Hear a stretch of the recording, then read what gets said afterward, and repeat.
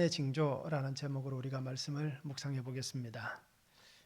종려주일입니다. 또 이제 고난주간이 시작됩니다. 어떻습니까? 이 종려주일과 고난주간이 우리 성도님들에게는 매년 오는 시간입니까?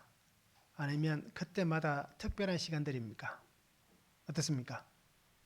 그냥 올해도 종려주일이 왔다. 또 지나가겠지. 그죠? 그리고 다음 주일은 부활주일.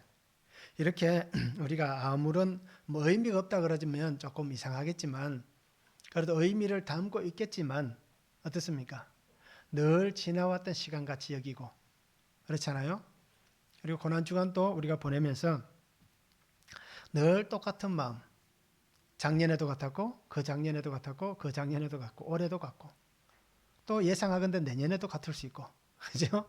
내후년에도 같을 수 있는 혹시 그런 마음은 우리에게 없는지 한번 돌아보시기 바랍니다. 어떻게 보면 사람들은 익숙한 것은 그죠? 시간들이 어떻게 보면 익숙한 것은 잘 지나갑니다. 아무런 그런 특별함 없이 지나갈 수가 있습니다.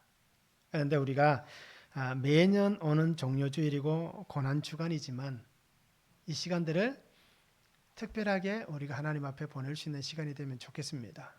그래서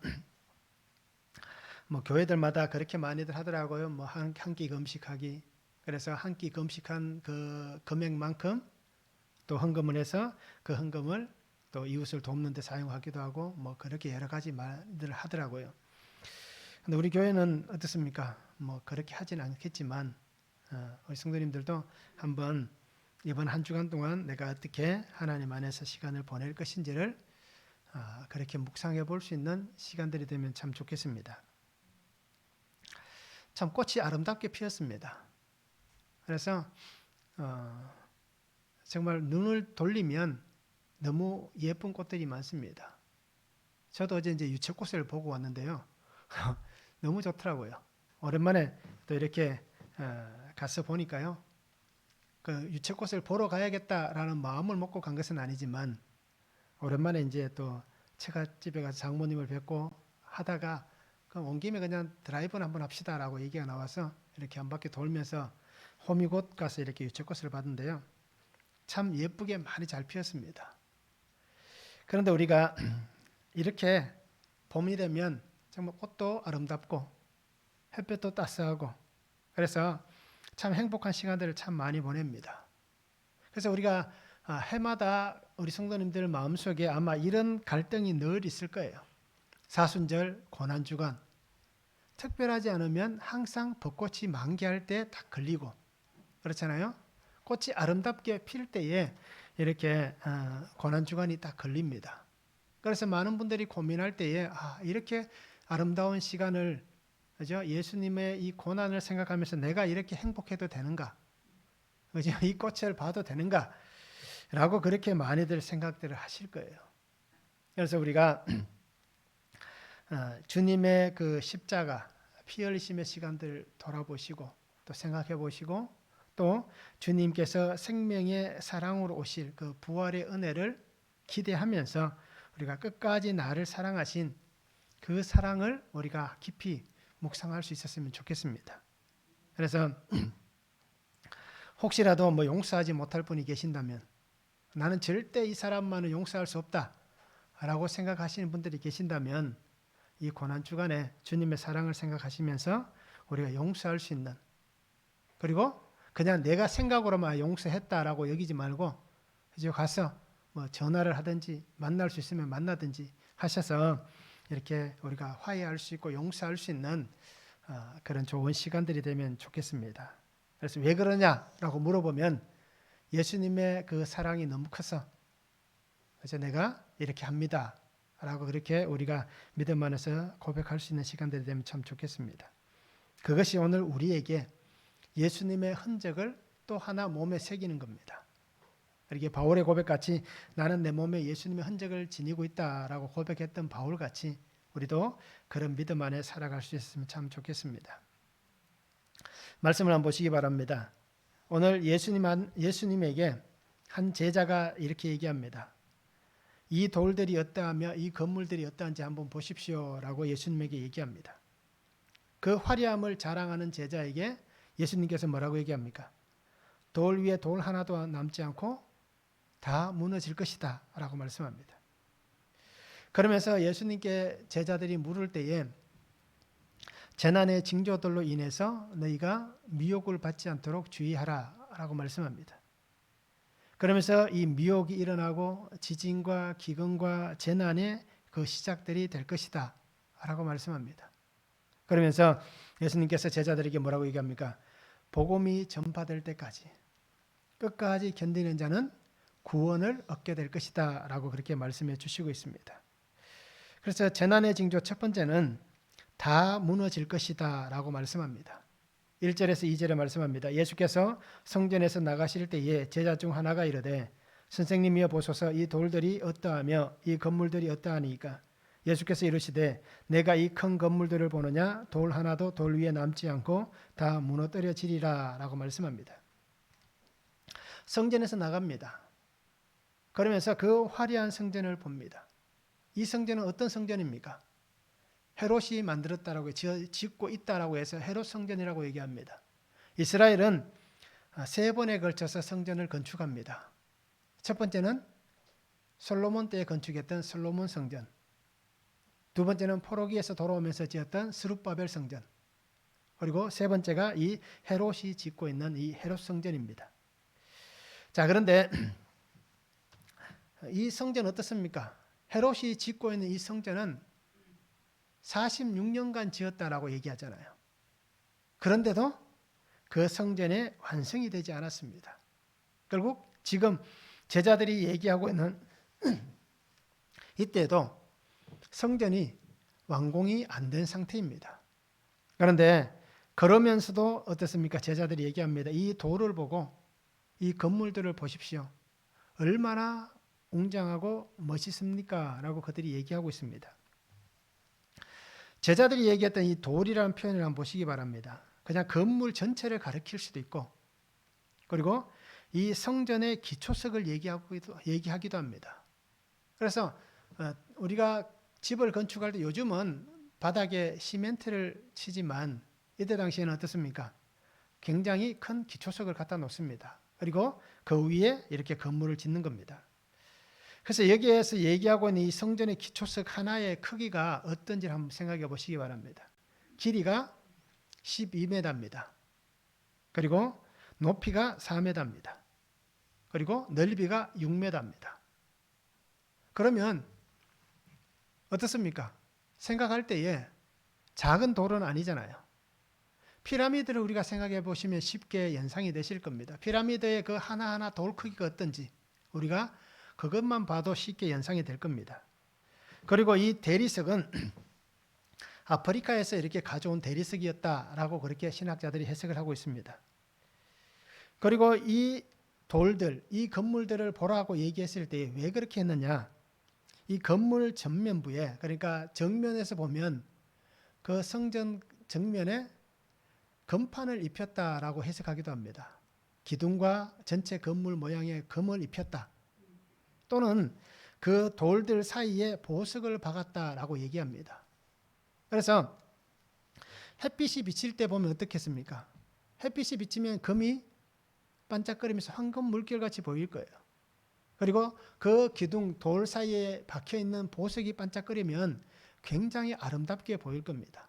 바로 그것을 제자 중에 한 사람이 예수님에게 자랑을 하면서 얘기를 합니다. 이 성전을 한번 보십시오. 이 돌을 한번 보십시오. 얼마나 멋있고 화려합니까? 라고 얘기하고 있습니다. 그런데 왜 그렇게 지었을까요? 헤롯이 이 성전을 건축할 때에 정말 그가 신앙이 좋아서 하나님에게 내가 이 아름다운 성전을 봉헌하여 드려야겠다 그 마음이 있어서 건축했겠습니까? 만약에 헤롯에게 그런 마음이 있었다면 46년간 지었겠습니까? 그렇게 오랜 시간 동안 짓지 않았을 겁니다. 솔로몬 성전이 몇 년 동안 지었습니까? 그 화려하고 금으로 가득 찬 그 성전을 7년 정도 지었습니다. 그것에 비하면 정말 이 헤롯이 하나님을 향한 신앙의 마음이 있었다면 이렇게 오래 걸리지는 않았을 겁니다. 그런데 이렇게 얘기하는 이유를 분명히 한번 보시기 바랍니다. 그럼에도 불구하고 제자들의 눈에는, 유대인의 눈에는 이 성전이 정말 아름다운 겁니다. 하나님께서 기뻐하실 만한 성전이었다라고 그들은 스스로를 소개하고 있습니다. 그런데 예수님은 제자들에게 얘기합니다. 지금의 너희가 보는 이 성전, 이것이 앞으로 어떻게 될 것인지 한번 얘기해 주시는데 그 얘기가 뭐겠습니까? 돌 하나도 돌 위에 남지 않고 다 무너질 것이다. 이것은 굉장히 충격적인 얘기입니다. 지금 눈에 보기에는 지금 건축을 계속해서 진행하고 있고 이 큰 돌이 무너질 것 같다는 생각을 하지 않는 그때에 예수님은 이제 곧 무너질 것이다. 다 무너져서 없어질 것이다 라고 얘기합니다. 그러면 예수님께서 왜 성전이 무너질 것이다 라고 얘기했겠습니까? 그 이유를 우리가 분명히 알아야 됩니다. 마가복음에서 우리가 분명히 보았습니다. 11장 17절에 보면 이에 가르쳐 이르시되 기록된 바 내 집은 만민이 기도하는 집이라 칭함을 받으리라고 하지 아니하였느냐. 너희는 강도의 소굴을 만들었다라고 예수님께서 말씀하신 적이 있습니다. 그곳의 성전에서 사람들을 쫓아내시면서. 그리고 신명기 12장 11절에 보면 너희는 너희의 하나님 여호와께서 자기 이름을 두시려고 택하실 그곳으로 내가 명령하는 것을 모두 가지고 갈지니 곧 너희의 번제와 너희의 희생과 너희의 11조와 너희 손의 거제와 너희가 여호와께 서원하는 모든 아름다운 서원물을 가져가고라고 얘기합니다. 즉 하나님께서 말씀하시는 성전은 하나님께서 하나님의 이름을 두시기 위해서 건축한 곳입니다. 그리고 예수님의 말씀의 표현을 보면 어떻습니까? 하나님의 백성들이 그곳에 와서 기도하기 위한 집이다라고 얘기를 하고 있습니다. 그런데 하나님이 계시는 그곳을 어떤 곳으로 만들었다고 얘기합니까? 강도의 소굴을 만들었다고 얘기합니다. 그러니까 예수님께서 이곳을 무너질 수밖에 없다라는 겁니다.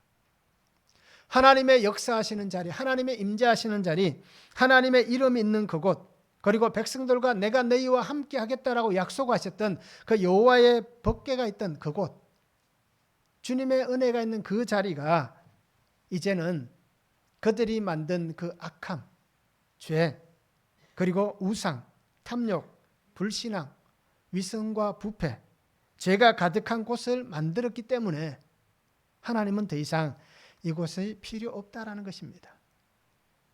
하나님께서 내가 그곳에 함께 하겠다라고 말씀하신 그 은혜의 자리가 죄의 온상이 되어 있다라는 것입니다. 그러니까 빛과 어둠은 공존할 수가 없습니다. 하나님이 하시려면 하실 수 있지만 굳이 하나님은 죄가 가득한 그 자리에 하나님이 있고 싶어 하시지 않는 것입니다. 그러기에 하나님은 헤롯이 만든 이 성전은 필요 없는 것이다 라고 얘기합니다. 너희가 그렇게 죄가 가득하고 우상이 가득한 그 탐욕으로 만든, 세상에 어떻게 자랑하고 탐욕으로 만든 그 자리, 그곳은 내게 필요치 않다라고 그렇게 말씀을 하시고 있는 것입니다. 그러기에 결국 하나님의 진노가 있는, 그 하나님의 심판이 있는 그곳은 무너질 것이다 라고 얘기합니다. 그렇게 큰 성 12m, 6m, 4m 되는 그 큰 돌, 그 큰 돌조차도 어떻습니까? 다 무너질 것이다. 다 깨어질 것이다. 그래서 정말 작은 것도 돌 위에 돌 하나 남지 않는 그 일이 곧 일어날 것이다 라고 말씀합니다. 그래서 실제로 어떻습니까? AD 70년경에 이 예루살렘의 폭동이 일어날 때에 로마의 디도 장군이 군대를 끌고 와서 이 성전을 완전히 폐허를 시킵니다. 그런데 보통 어떻습니까? 군인들이 나와서 그 지역을 점령할 때에 다 무너뜨리지는 않잖아요. 그런데 왜 이 성전이 완전히 무너졌냐면 말씀드렸듯이 이 성전에 보석이 박혀있다, 금이 입혀져 있다, 금이 있다라는 소문이 계속해서 돌았습니다. 자기들도 유대인들도 그렇게 생각했고, 그러니까 로마 군인들이 들어와서 점령을 하면서 그 돌들 사이에 박혀있는 보석, 금을 빼내기 위해서 돌 하나도 남기지 않고 다 무너뜨리게 만드는 그 일이 일어나게 된 것입니다. 하나님의 임재와 은혜가 없는 곳은 그곳이 하나님이 약속하셨던 자리라 할지라도 또는 성전이 있는 곳이라 할지라도 결국은 파괴될 수밖에 없다는 것입니다. 그리고 오늘 우리도 이것에서 오해하면 안 되는 것이 바로 이것입니다. 하나님께서 내게 말씀을 주셨고 은혜를 주셨던 자리라 할지라도 그 자리와 그 삶에 하나님의 은혜가 없다면 하나님은 언제든지 그 자리를 파괴하실 수 있습니다. 그와 함께하지 아니하실 수도 있습니다. 실제로 우리가 많이 듣는 예가 있잖아요. 사울 왕을 하나님이 처음 택하실 때 어땠습니까? 정말 겸손하고 정말 하나님을 향한 신실한 자 사울이었기 때문에 하나님께서 그를 택하셨잖아요. 그런데 그가 왕이 되고 이름을 날리고 또 세상에서 주목을 받다 보니까 어떤 일이 벌어집니까? 하나님이 아닌 자기가 나타나게 되는 그때에 하나님은 그를 버렸다라고 성경은 말씀하고 있습니다. 바로 그러한 일이 우리에게도 일어날 수 있다는 것입니다. 그리고 우리는 하나님의 마음을 가져야 됩니다. 또 하나님의 시선을 가져야 됩니다. 그리고 하나님의 뜻을 바르게 분별하며 살아가는 삶이 되어야 됩니다. 그래서 오늘 나의 삶의 자리가 믿음 안에서 정말 하나님이 세워가시는 은혜의 자리인지 또 말씀의 자리인지를 우리가 잘 인식하셔서 그곳이 무너지는 자리가 되지 않게 하시기 바랍니다. 돌 위에 돌 하나도 남지 않고 다 무너지는 그러한 나의 악한 삶이 되지 않도록 하나님 앞에 있는 저와 우리 성도님들의 삶이 되면 참 좋겠습니다. 말씀 한번 적용해 보시기 바랍니다. 성령의 성전이 된 믿음의 삶을 내가 지금 잘 살아가고 있습니까? 나는 성령의 전이 된 그죠? 하나님과 함께 있는 하나님의 은혜와 말씀이 있는 그러한 삶을 내가 잘 살아가고 있는지. 그래서 나에게서 혹시라도 주님이 떠나고 있다면 정말 하나님의 은혜 안에 살아가야 되는데 내가 죄가 있어서 나에게서 주님이 떠나가실 만한 그런 죄가 있다면 그 죄는 무엇인지 우리가 말씀을 통해서 한번 묵상해 보고 적용해 보면 좋겠습니다. 그 나는 무엇을 자랑하고 있습니까? 오늘 제자 중에 한 사람은 이 성전의 거대함, 그렇죠? 이 화려함을 자랑했습니다. 그러면 나는 나에게 있는 무엇을 자랑합니까? 혹시라도 내게 있는 물질을 자랑합니까? 또는 능력을 자랑합니까? 건강을 자랑하고 있지는 않습니까? 또는 내 배우자를 자랑합니까? 자녀를 자랑합니까? 내가 자랑하는 것이 뭐가 있습니까? 무너질 것이라고 생각하지도 않고 나 이것은 영원할 것이다. 제자가 얘기할 때도 마찬가지였습니다. 이 성전은 영원할 것입니다 라는 그 마음을 담고 자랑한 겁니다. 그렇듯 내가 무너지지 않을 거라고 외치는 것이 무엇이 있는지 우리가 말씀을 통해서 한번 적용해 보면 좋겠습니다. 두 번째는 재난의 시작입니다. 3절에서 8절에 말씀합니다. 예수께서 감람산에서 성전을 마주 대하여 앉으셨을 때에 베드로와 야고보와 요한과 안드레가 조용히 묻되 우리에게 이르소서 어느 때에 이런 일이 있겠사오며 이 모든 일이 이루어지리 할 때에 무슨 징조가 있사오리이까? 예수께서 이르시되 너희가 사람의 미혹을 받지 않도록 주의하라. 많은 사람이 내 이름으로 와서 이르되 내가 그라하여 많은 사람을 미혹하리라. 난리와 난리의 소문을 들을 때에 두려워하지 말라. 이런 일이 있어야 하되 아직 끝은 아니니라. 민족이 민족을 나라가 나라를 대적하여 일어나겠고 곳곳에 지진이 있으며 기근이 있으리니 이는 재난의 시작이니라 라고 말씀합니다. 제자들은 예수님과 함께 감람산에 앉아 있습니다. 그리고 예수님이 말씀하셨던 것을 생각하면서 성전을 대하여 앉았을 때에 베드로와 제자들이 묻습니다. 언제 어느 때에 예수님이 말씀하셨던 그 무너짐에 대해서 그죠? 파괴되는 것에 대해서 언제 그런 일이 있겠습니까? 그러면 그때에는 어떤 징조가 있겠습니까? 라고 물어봅니다. 되어질 일에 대해서 주님이 말씀하셨고 제자들은 궁금해합니다. 그런데 예수님께서 왜 그렇게 말씀하셨는지에 대한 주님의 마음은 깨닫지 못하고 있는 것을 볼 수 있습니다. 주님께서 왜 성전이 무너질 것이다 라고 얘기하셨는지 그것에 대한 깊이 있는 그런 이해는 제자들에게 없습니다. 그래서 단순히 재난, 그때의 징조, 우리의 눈에 보일 만한 현상이 무엇이 있는지에 대해서만 그들이 묻고 있습니다. 예수님은 그 성전이 무너질 것이다 라고 말씀하시면서 그때에 너희는 신앙 안에서 믿음을 잘 지켜야 된다. 그 환난과 재난이 올 때에 너희가 믿음으로 너희의 삶을 지켜내야 된다 라는 것을 분명히 말씀하셨음에도 제자들은 눈에 보이는 것만 그렇게 얘기를 하고 있습니다. 믿음을 지키기 위해서, 신앙의 온전한 삶을 살기 위해서 예수님은 너희가 미혹을 받지 않도록 주의하라. 너희가 정말 그때가 되면 이러한 수많은 일들이 일어나는데 그때 너희는 미혹을 받지 않도록 주의하라라고 얘기합니다. 미혹이란 것은 플라나오라는 단어로 사용되었는데요. 이 길을 잃게 한다, 또는 빗나간다, 또는 방황하다, 잘못 인도한다, 속인다라는 뜻이 있습니다. 그래서 미혹한다는 것은 결국 어떤 얘기입니까? 속이는 겁니다. 내가 이 사람을 속여서 길을 잃게 만드는 겁니다. 그리고는 자기들이 원하는 곳으로 그 사람의 모든 것을 빼앗아가는 것이 미혹입니다. 결국 어떻습니까? 이 미혹함을 통하여서 사람들의 생명까지도 잃게 만드는 겁니다. 하나님의 천국 시민은 그 사람이 미혹받음을 통하여서 어떻게 되겠습니까? 천국의 생명을 뺏겨버리는 겁니다. 결국 그렇게 되면 천국의 시민이 아니라 지옥의 삶이 되는 겁니다. 바로 이 미혹에 대해서 주님께서 말씀합니다. 그러면서 어떤 사람들이 미혹을 일으키느냐, 미혹하느냐, 바로 사람들이 내 이름으로 온다라고 얘기합니다. 내 이름으로 와서 내가 그다, 내가 그라라고 그렇게 얘기한다라고 말씀하고 있습니다. 실제로 예수님의 죽음 이후에 1세기경부터 보면 수도 없이 많은 거짓 선지자들이 나타납니다. 이단들이 나타납니다. 그래서 내가 예수다라고 얘기하는 사람들이 지금 수천 년 동안 얼마나 많이 일어나는지 모릅니다. 지금도 우리 주위에 보면 그 사람들이 엄청나게 많습니다. 특히 사이비 이단 가운데 보면 그런 사람들이 여전히 지금도 우리 곁에 존재하고 있고, 제가 굳이 말씀드리지 않더라도 분명히 아실 겁니다. 자기가 예수다라고 주장하는 사람들이 우리 가까이 있다는 것을. 그래서 수많은 사람들이 예수님의 권위를 사칭합니다.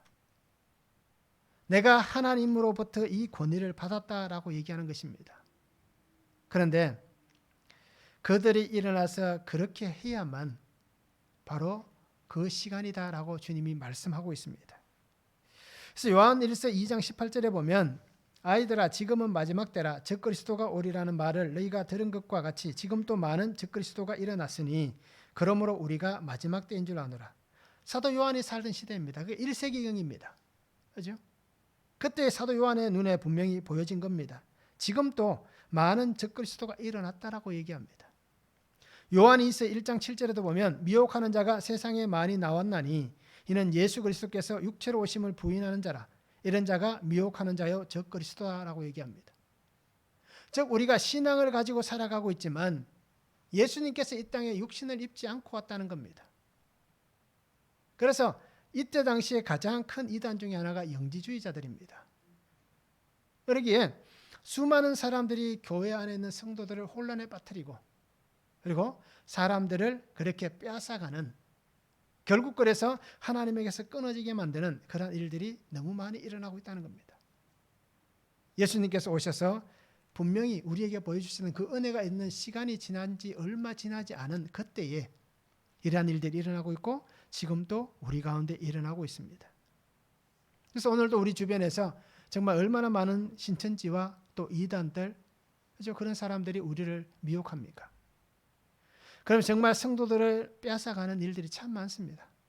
차라리 밖에 나가서 예수님을 모르는 사람들을 전도해서 가면 그 사람들이 전도하니까 문제가 되지 않을 수도 있겠지만 왜 가장 큰 문제가 되고 있습니까? 교회 안에 있는 성도들을 빼앗아가는 겁니다.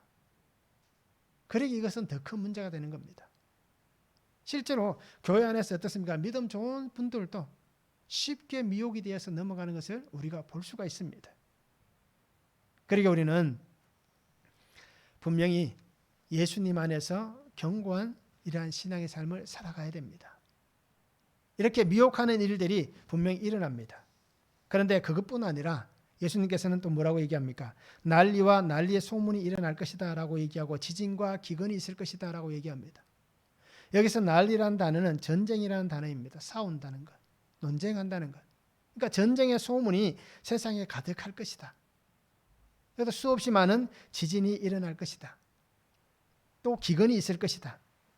또 그것이 재난의 시작이다 라고 얘기합니다. 그래서 이 재난이라는 단어는 오딘이라는 헬라어를 씁니다. 그런데 이 재난이라는 단어의 뜻이 뭐냐면 해산의 고통이다라는 뜻입니다. 그러니까 재난이 시작된다는 것은 이제 진통이 시작되었다라는 겁니다.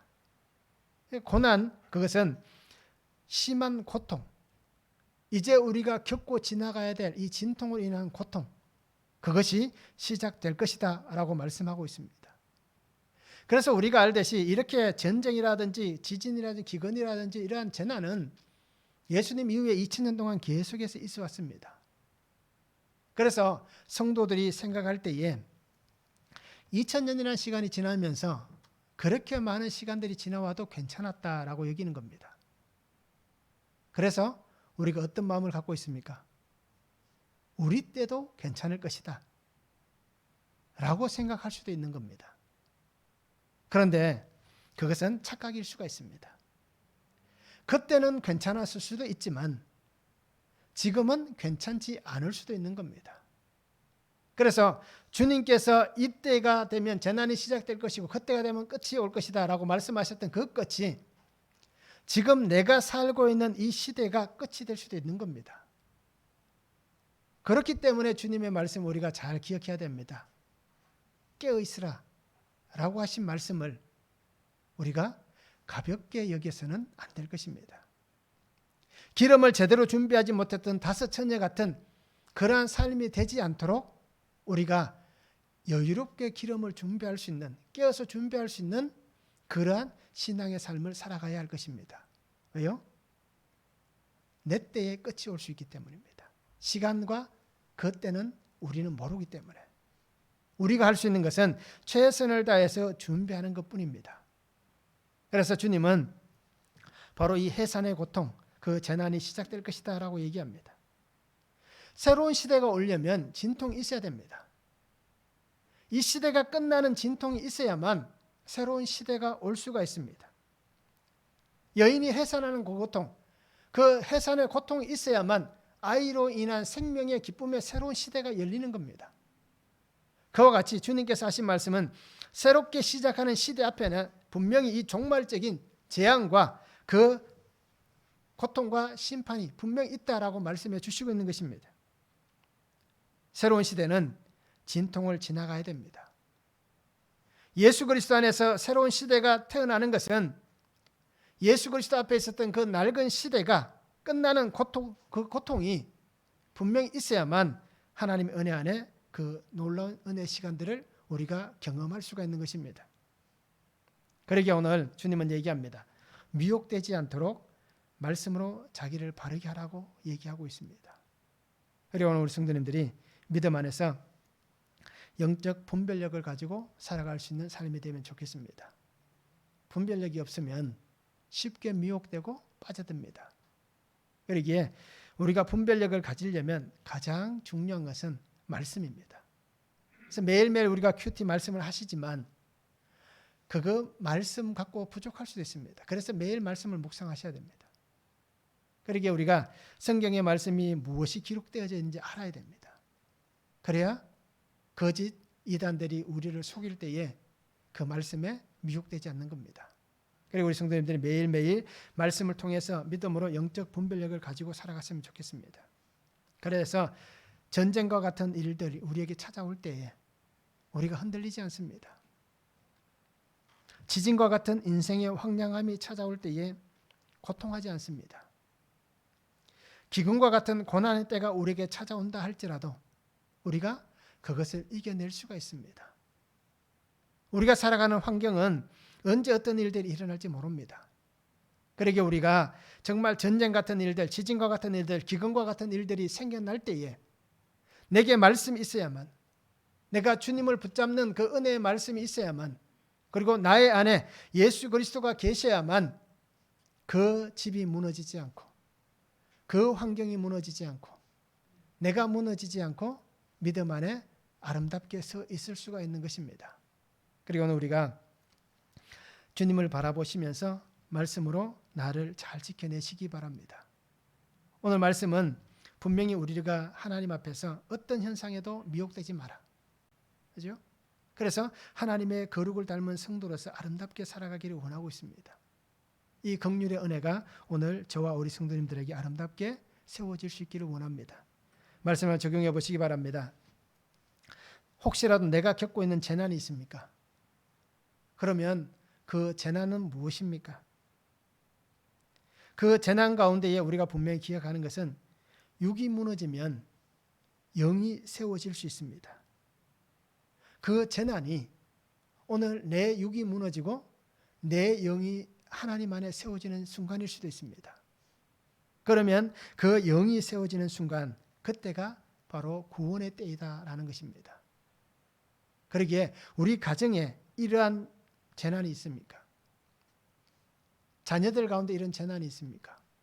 직장이나 여러 가지 환경 속에 이런 재난이 있습니까? 그러면 그곳에 하나님께서 하나님의 구원의 은혜가 세워지기를 원하시는 것입니다.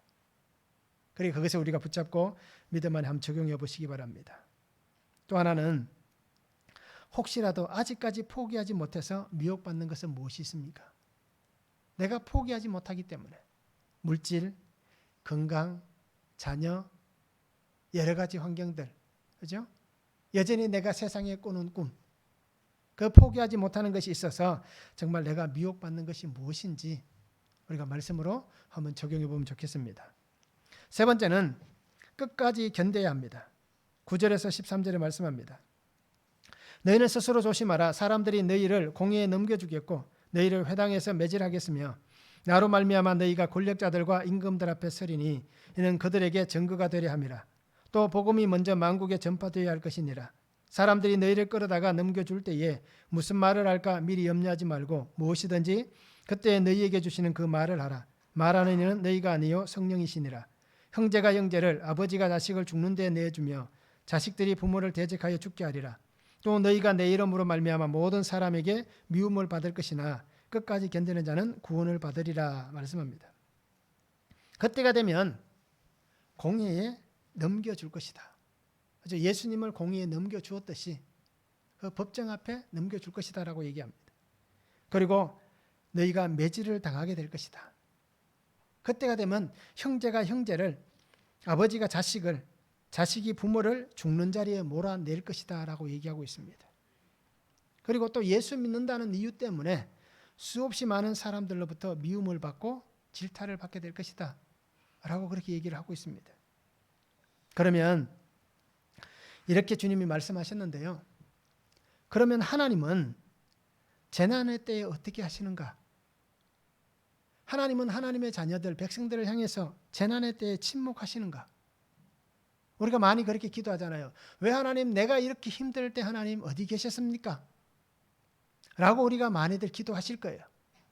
이렇게 힘든데, 이렇게 어려운데, 이 고난의 길을 걸어가는데 하나님은 어디 계십니까? 라고 우리가 많이들 기도했을 겁니다. 저도 그렇게 기도를 많이 했고요. 그런데 어떻습니까? 오늘 말씀에서 그 답이 있습니다. 하나님은 침묵하시는 분이 아닙니다. 하나님은 오늘 말씀에서 분명히 얘기합니다. 내가 너와 함께 하고 있다라고 얘기합니다. 염려하지 말라고 말씀합니다. 무엇을 말할지 걱정하지 마라. 그때 성령께서 너희에게 말할 것을 주실 것이다 라고 분명히 말씀해 주시고 있습니다. 재난의 때, 이 고난의 때, 박해의 때를 만나게 되지만 그 고난과 박해, 재난의 때에 하나님께서 여전히 함께하고 계신다. 그리고 그때 함께하심을 통하여서 이길 수 있는 힘과 능력을 주시고 있다라고 분명히 말씀해 주시고 있는 것입니다. 분명히 마지막 때가 올 것입니다. 그러나 그 마지막 때에 하나님은 그저 우리를 혼자 두지 않습니다. 왜 그러냐? 하나님의 복음이 전파되어야 되기 때문에, 그 고난의 시간에도 복음이 전해져야 되기 때문에, 그 죽음의 시간에도 하나님의 생명이 증거되어야 되기 때문에, 그 사망의 엄침한 골짜기를 지나가는 그때에도 하나님의 은혜의 골짜기가 있기 때문에 바로 하나님은 그 시간에 침묵하시지 않는 것입니다. 그 모든 시간은 하나님께서 주도해 가시는 겁니다. 다니엘서 3장 25절에 보면 왕이 또 말하여 이르되 내가 보니 결박되지 아니한 네 사람이 불 가운데로 다니는데 상하지도 아니하였고 그 넷째의 모양은 신들의 아들과 같도다라고 얘기합니다. 느부갓네살 왕 신상 앞에 절하지 않았다는 이유로 다니엘의 세 친구가 어떻게 됩니까? 그 풀무불에 던져집니다. 근데 그 풀무는 어떻습니까? 평소보다 7배 더 뜨겁게 만들었습니다. 심지어는 이 세 사람을 그 불에 던져 넣을 때에 던져 넣었던 사람들이 어떻게 되었습니까? 불이 너무 뜨거우니까 그 불에 타서 죽었다라고 성경은 얘기하고 있습니다. 자, 그런 상황에 느부갓네살에 보니까 어떻습니까? 불에 분명히 3명을 던졌고 결박해서 넣었는데 불 속에 결박되지 아니한 4사람이 보인다라는 겁니다. 상하지도 아니하였다라고 얘기합니다. 그 뒤에 나오는 말씀 보면 불에 거슬린 냄새도 없었다라고 성경은 얘기합니다. 그리고 넷째의 모양은 신들의 아들과 같다라고 그렇게 보여지고 그렇게 표현을 하고 있습니다. 이렇듯 모든 것은 하나님께서 주도하시는 것입니다. 고난과 재난이 내게 찾아온다 하지만 그것조차도 하나님께서 우리에게 허락하시는 것입니다. 왜요? 우리가 믿음으로 그것을 이겨낼 수 있기 때문에. 믿음으로 하나님과 함께 살아갈 수 있는 그 은혜가 우리에게 있기 때문에 하나님은 그것까지도 용납해 주시는 것입니다. 그러면서 하나님의 시간 안에서 우리를 복되게 하실 것이고 하나님의 시간 안에서 우리가 모든 것을 이겨낼 수 있도록 하나님께서 우리를 그렇게 만들어 가시는 것입니다.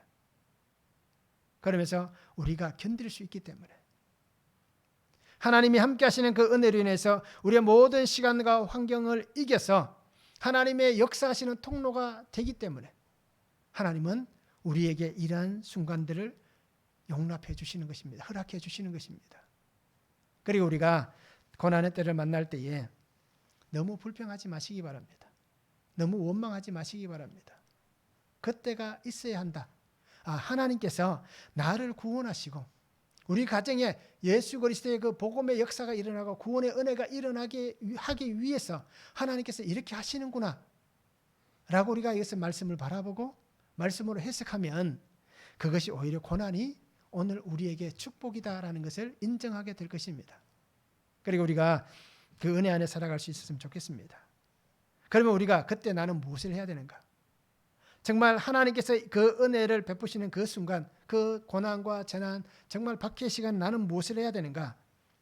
바로 하나님의 구원을 위해서 복음이 전파되어야 할 것이다 라고 말씀하신 이 주님의 말씀 안에서 정말 구원을 위해서 한 생명을 그리스도께로 인도하기 위해서 이 종말의 때가 구원의 때가 되게 하기 위해서 우리는 그렇게 더 하나님 앞에 서 있는 그런 복된 신앙의 삶을 우리가 살아가야 하는 것입니다.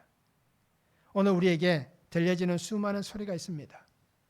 우리의 입술을 통해서도 수많은 원망을 드러냅니다. 미움의 소리를 듣기도 하고 또 악의 소리가 우리에게 들려지기도 합니다. 그런데 중요한 것은 끝까지 견뎌내는 겁니다. 에스겔의 표현을 보면 뭐라고 얘기합니까? 피투성이가 되더라도 그죠? 그냥 그 붙잡고 가는 겁니다. 하나님께서 우리의 환경을 그렇게 열어가신다면 하나님의 뜻이 있으니까 내가 피투성이가 된다 하더라도 그 하나님의 말씀만 붙잡고 가는 겁니다. 그러기에 견뎌내시기 바랍니다. 말씀 안에서 우리에게 주신 위로의 말씀은 단 이 한 줄입니다. 견뎌야 한다. 주님이 십자가에서 견디셨듯이 우리도 견디는 것입니다. 그러니까 우리가 끝까지 견뎌내고 이겨내시기 바랍니다. 주님은 우리를 약하게 만들지 않았습니다. 우리에게 은혜를 주시면서 그리스도의 강한 군사가 되게 하셨습니다. 그러기에 우리 성도님들이 저도 마찬가지고요. 정말 하나님의 이 구원의 은혜를 붙잡고 나아가면서 늘 견디고 승리해서 하나님의 아름다운 삶을 우리가 복되게 살았으면 참 좋겠습니다. 말씀 한번 적용해 보시기 바랍니다. 혹시라도 가족이 떠나갔습니까? 믿었던 사람에게 배신을 당했습니까? 그 순간 우리가 어떻게 했었는지를 한번 생각해 보시기 바랍니다. 그때 나는 원망했는가? 불평했는가? 이런 사건이 분명히 나의 구원을 위해서 필요한 사건이었다 라고 인정되는지, 그죠? 우리가 말씀을 통해서 한번 적용해 보기를 원합니다.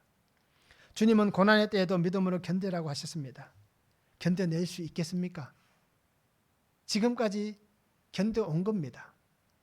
그죠? 나는 안 한 것 같은데, 나는 잘 견뎌내지 못한 것 같은데 돌아보면 하나님께서 지금까지 견뎌오게 하셨습니다. 그렇다면 앞으로도 우리가 하나님의 시간 안에서 하나님이 이루어 가실 그 모든 환경을, 그 모든 은혜들을, 그 모든 삶을, 그 모든 시간들을 우리가 견뎌낼 수 있도록 하나님의 말씀을 잘 적용해 보시기 바랍니다. 그리고 그것이 바로 나와 우리 가족과 내가 알고 있는 모든 사람들에게 복음이 전해지고 구원의 때라는 것을 우리가 인정할 수 있는 그런 은혜가 저도요, 또 우리 성도님들에게도 아름답게 있었으면 참 좋겠습니다. 우리는 정말 무너지지 않을 것 같은 것이 참 많습니다. 내가 가졌던 물질은, 그죠? 정말 무너지지 않을 것이다라고 생각했습니다. 또 내 건강은 절대 무너지지 않을 것이다라고 생각했을 것입니다. 우리 자녀들은 정말 그렇지 않을 것이다라고 아마 그렇게 생각했을 거예요. 때로는 어떻습니까? 하나님 주신 내 모든 삶을 우상의 자리에 놓고 살아올 때도 참 많았을 겁니다. 그리고 오늘 우리는 정말 하나님 앞에서 내가 어떤 모습으로 살았는지를 잘 보시기 바랍니다. 죄의 종로로 타고 살지는 않았는지. 때로는 하나님께서 내가 의지하던 것을 다 무너뜨리실 수도 있습니다. 그 견고한 성전도 무너지게 하는데. 그리고 오늘 우리가 재난을 통해서 하나님께서 우리의 영의 성전을 세워가신다라는 것을 잘 기억하셔서 정말 하나님 앞에 아름답게 있을 수 있기를 원합니다. 정말 무너져야만 주의 은혜가 세워집니다. 내가 깨어져야만 하나님께서 계시는 것입니다. 내 환경이 깨어져야만 하나님의 환경이 되는 것입니다. 그리고 우리가 말씀을 잘 붙잡고 믿음으로 견디고 견뎌서 하나님의 나라가 나의 안에 세워지고 우리 가정 안에 세워지고 내가 살아가는 삶의 모든 환경 가운데에 하나님의 나라가 아름답게 세워져가는 그런 믿음의 삶을 저도 살고 우리 성도님들도 함께 살아갈 수 있기를 주님의 이름으로 축원합니다. 기도하겠습니다. 사랑의 아버지 하나님 감사합니다. 오늘도 주시는 말씀을 바라봅니다. 주 은혜 안에 살게 하시고 주의 능력 안에 살게 하여 주시옵소서. 아버지 하나님 말씀을 붙잡고 살아가게 하시고 분명히 무너져야 될 것이 있습니다. 그러기에 무너짐을 통하여서 우리가 원망하고 정말 하나님을 비방하고 하나님 앞에 정말 우리의 담지 못할 그러한 소리로 하나님 앞에 외치는 정말 미련하고 어리석은 인생이 되지 않게 하시고 하나님께서 왜 내게 이런 일을 주시는가를 말씀을 붙잡고 해석할 수 있는 영적 지혜와 영적 분별력을 가지고 살아가는 귀한 성도가 되게 하여 주시옵소서. 그래서 아버지 하나님, 내 모든 것이 다 무너져야만 하나님의 때에 하나님의 주신 그 은혜가 세워지고 육이 무너지면 영이 세워지고 그것이 나에게 구원의 때임을 분명히 고백하며 살아가는 귀한 성도의 삶이 되도록 아버지 하나님 축복하여 주시옵소서. 감사를 드리며 예수 그리스도 이름으로 기도하옵나이다. 아멘.